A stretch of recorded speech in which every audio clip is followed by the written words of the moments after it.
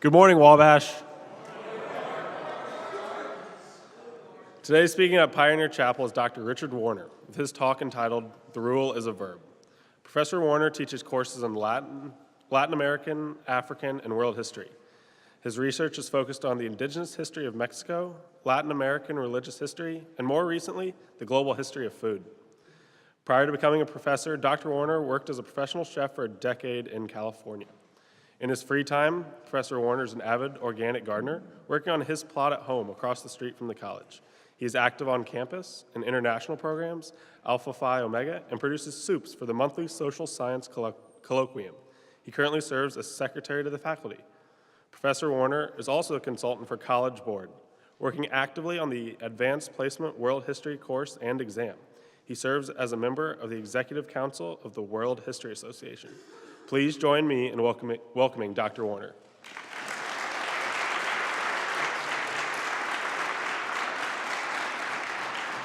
Good morning, Wabash. One of the benefits, or perhaps one of the costs, of being an honorary member of the Sphinx Club is that occasionally one will receive a last-minute invitation to speak at chapel. I heard you, Raiders. I was pleased to receive such an email last weekend, and since then, it's been a very busy time for me, but I thought I'd dust off a talk that from a decade ago and update it. For almost all you, this will be new, but maybe for Dean Raiders, it won't be. When I last spoke about the gentleman's rule in this space, it was September 2008. Enough time has passed since then that most of you probably do not know that I was then serving as Associate Dean of Students, the position currently held by Mark Welch. To say that this was an interesting year would be a gross understatement. Besides the typical number of gentleman's rule discussions that I had with students, other events of a more difficult nature stick in my memory. A month after I gave this talk, a freshman in the Delt House died from an excess of hard alcohol. The next few months were spent trying to figure out the best and most appropriate way to respond to this crisis, which resulted, among other things, in the suspension of the fraternity. This is a very low point in my time here, as it was for many of us. I hope that we are stronger and wiser as a result of this tragedy. I do know that student leadership in particular has stepped forward in the Wabash way to prevent such a tragedy in the future. In December of the same year, we received yet another shock when Bill Plaker, class of 70, died suddenly. It would be difficult to overestimate the impact that Bill had on me and so many others at Wabash. I am happy to see that we read his writings, especially his Wabash commencement address, in EQ. My friendship with Bill was foundational for my early education about Wabash, about the gentleman's rule, and other critical aspects of our culture and history.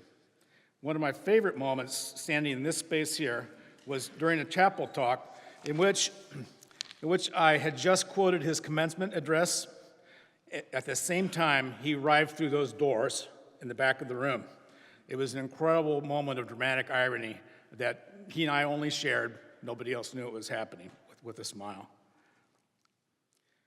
I did accept the call to be Associate Dean of Students for a year, not only because of my intense love for this college, but also, or my faculty colleagues would say, my obsession with this college, but also because I've been so impressed with and have faith in the gentleman's rule as the rock upon which the college rests. So today I'm going to endeavor to explain how I view the rule philosophically and to a lesser degree practically. As it affects our campus. I'm going to apologize in advance if this seems more like a class lecture than an inspirational message, although there'll be some of both. But I do believe that reflection on what the rule means is critical to its vitality. In that spirit, I invite further conversation. I say the rule is a verb in my title today because it asks us to continually think about what is right in our own actions, in the actions of others, and for the general sense of justice and good order of our community. These are time-honored questions that individuals and societies have grappled with and will continue to do so. I submit that the gentleman's rule encourages us to think critically about questions of justice and ethics in our own lives and in relationship to our communities. How am I to be a gentleman? How am I to be a responsible citizen? So the gentleman's rule, therefore, raises some deep philosophical questions. When I first gave this talk in 2008, sophomores were enrolled in a 2-semester course called Cultures and Traditions, or CNT. Some old-timers like myself and Dr. Blix missed this course dearly. But as fate would have it, it was eliminated from the curriculum that same year. Many of my thoughts today came from the Chinese and the Greek modules of that course. So in the Chinese module, we were introduced to several philosophical trends regarding the maintenance of a society. I'm going to take on 2 of these. First, there is legalism, as espoused famously or infamously by Han Fei-Su. According to legalists, society should be based on rules, determined by a ruler, that everyone must obey.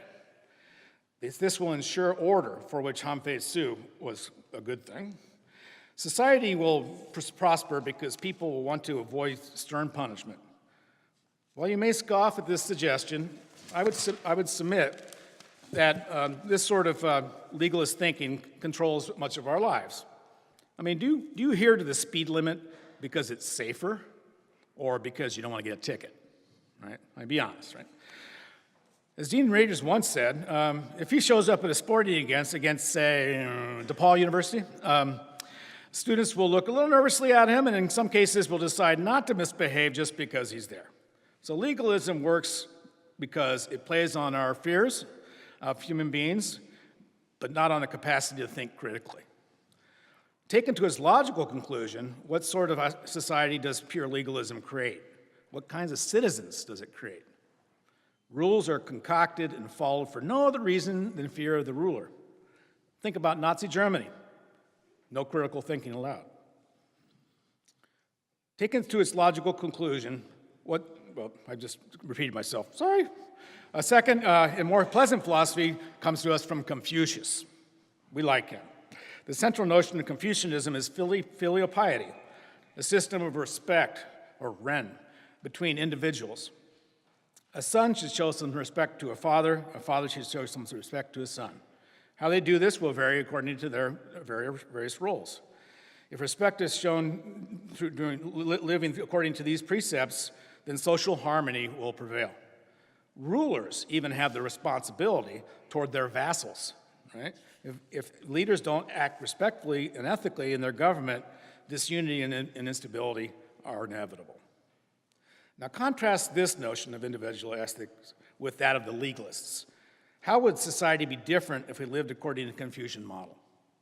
Instead of rewarding reactive behavior based on fear, the Confucian society encourages reflective, responsible citizenship. Clearly, this is closer to the spirit of the gentleman's rule.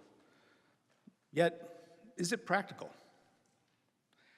As with the gentleman's rule, there will always be naysayers who claim that the human nature is such that ethical systems are doomed to failure. We need to ask, is Confucianism a utopian concept?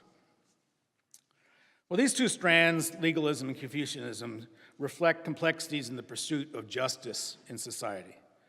With the most difficult of student behavioral issues, such as academic dishonesty or fistfights, legalism is the rule of the day. 2 episodes of plagiarism means expulsion. 1 episode of fistfighting means suspension. These scenarios call for discussion between deans and students, but there's not going to be negotiation between them. Right? So legalism is not absent in our community, and neither should it be. Right? However, I'd like to think that most of our decisions here are based on Confucian philosophy. We expect you to behave as gentlemen on and off campus. That is your duty to filial piety. You discuss the principles of good citizenship with one another, with staff and faculty, and on occasion with the deans. Hopefully not in their office. You reflect upon right action so that when you reach that office and we say, "What were you thinking?" I actually had a sign on my wall that said, "What were you thinking?" I just go, once after I had a long day, I just used the sign. My experience has taught me that the vast majority of problems are solved by asking students to consider the implications of their actions and then to discern the proper response to situations of conflict. On balance, I'd like to say that you all do very well on this score.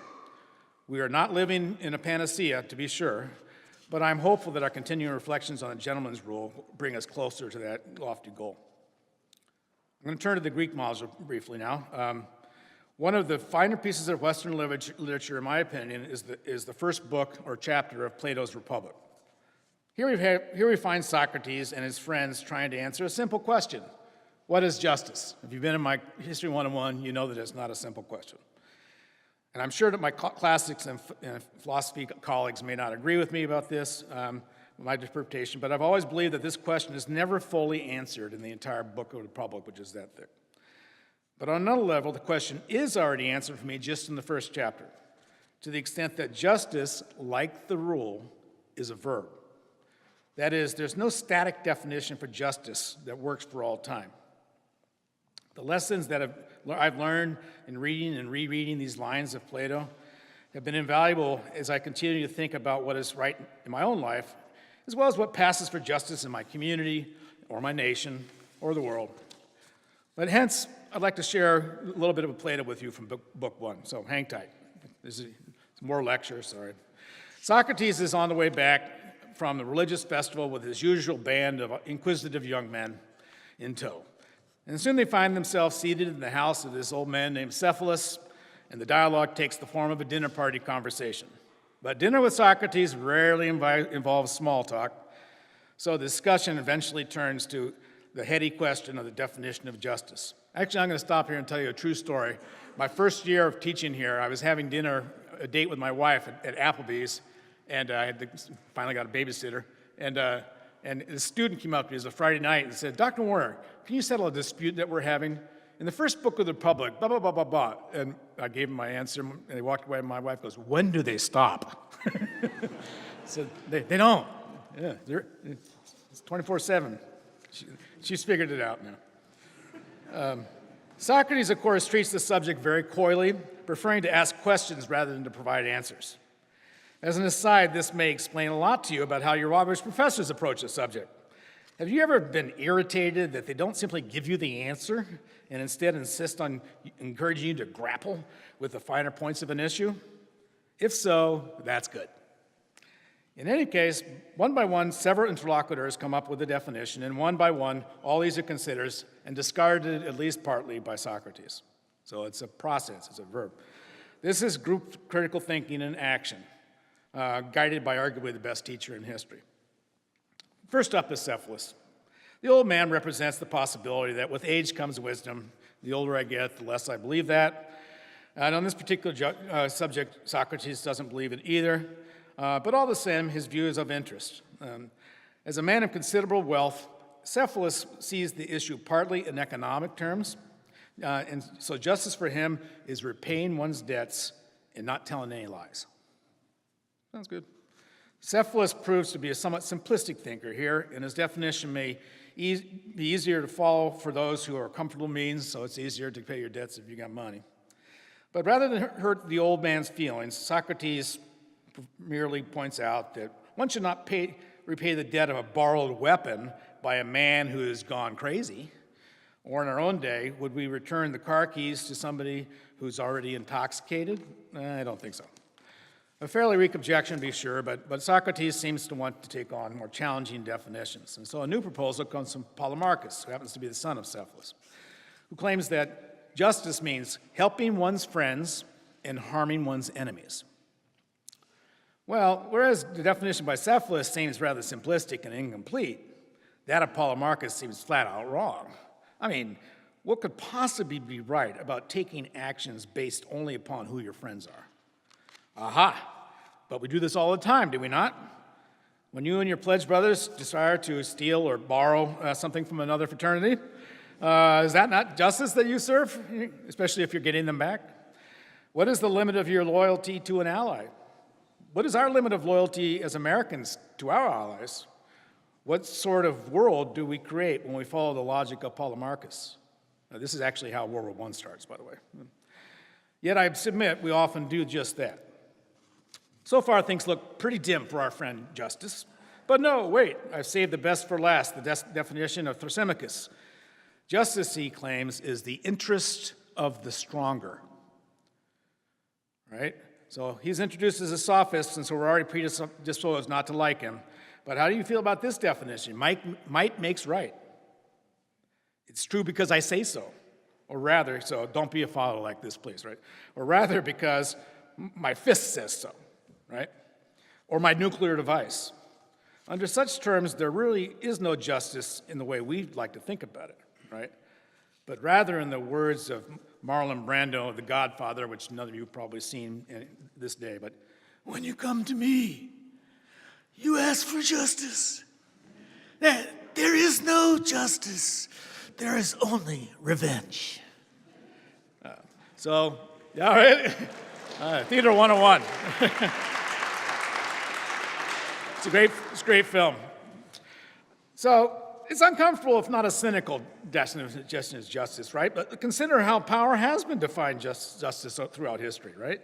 How is it right for Anglos to take the land of Native Americans? How is it right to enslave Africans? More controversially, how is it right, as a Latin Americanist, I ask, that the U.S. took 51% of Mexico in 1848? So you must be asking yourself, what is the point of this philosophy and history lesson? Well, if the gentleman's rule is about right action, about ethics, and about determining justice in our communities, these ancient texts have given us plenty to chew on. If justice and the rule are so complex that they require continual clarification of definition, what sorts of process will work on our own campus? Now I'm going to get practical. At this point, let us consider those practical applications.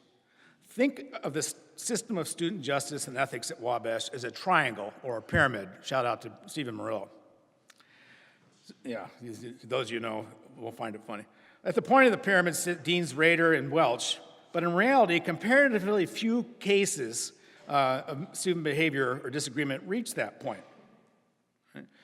Below the dean level, we have the stratum of student leadership, fraternity officers, and RAs. These gentlemen work with their populations to clarify the principles of the gentleman's rule. And in 20 years here, I've been here 20 years, can you believe that? In 20 years, I have witnessed countless examples of student leadership in this vein. In my perspective from Center Hall, I understood my job as enabling student leaders to solve their own problems whenever possible. I'm going to tell right now, there was one case that I sat in on with Dean Raiders, and we asked what the fraternity's reaction was to some misbehavior by students, and there was a very long list, and he turned to me and he said, "Dean Warner, I think we're done here now, aren't we?" I said, "Yep," because they threw the book at him a lot more than you would have. So this is what happens here. This can be a time-consuming process and messy, and legalism, of course, has fewer loose ends. Yet in the end, this makes our community stronger. Not all issues are brought to the attention of student leadership either. Many times, friends or roommates recognize the responsibility to call out their brothers for their actions. Thus, your circle of student colleagues represents another stratum in the rule triangle.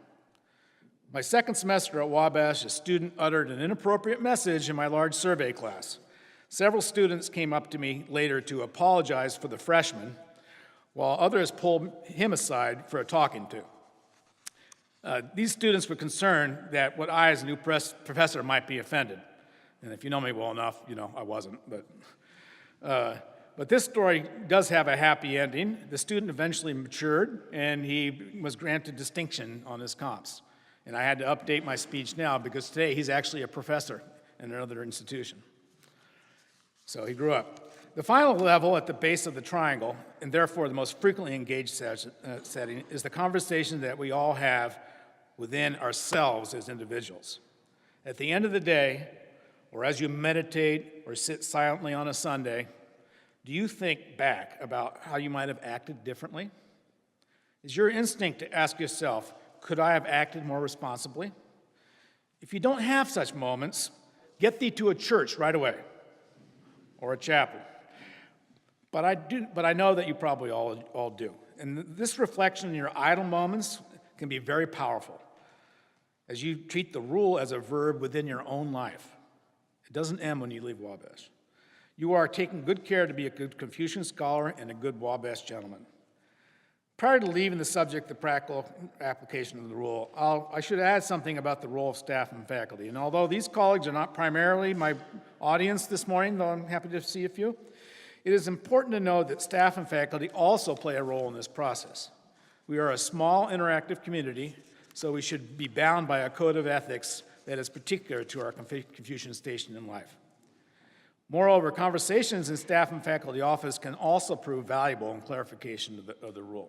Okay, I probably stretched your mind or bored you sufficiently enough with my musings, but trust me, I can go on further, and I won't. But for today, I want to finish with some advice. So wake up the lad next to you, and then I'll give you the rest of your day back. Gentlemen, this is our rule. The rule is ours. Embrace it. The rule is uniquely Wabash, but the precious rule is fragile. There are people who say that the rule is not effective, that it is broken, even that the rule is dead. The rule is often misunderstood. Staff and faculty are not always patient with the process of the rule, sometimes desiring more publicly firm action on the part of the administration. There are students suffering from an excessive amount of entitlement, shall we say, who do not realize the most salient of truths about the rule. And this is what it is. There are two sides, represented by the words freedom and responsibility. The freedom that you have as Wabash men, the freedom that you have does not come without the responsibility. The freedom that you have, I'll repeat, that you have as Wabash men, the freedom that other college students do not have comes at the price of continued responsibility. Thus, the rule is indeed a verb, a continuing process of clarification, education, and right action. We are bound together as a community by this rule. It is our covenant. Gentlemen, I implore you to defend the rule. Defend the gentleman's rule by living according to its precepts. Defend the gentleman's rule by reflecting on your own actions and those of your brothers. Defend the rule by demonstrating true responsibility. With these actions, you can silence the critics of the rule. By your actions, you will prove that the pursuit of justice is more than simply the pursuit of revenge and the small-minded impulse to follow your friends when you know this is not right. Think critically, and then you will act responsibly, you will lead effectively, and you will live humanely. With the rule at your side, you will indeed become Wabash men. Thank you.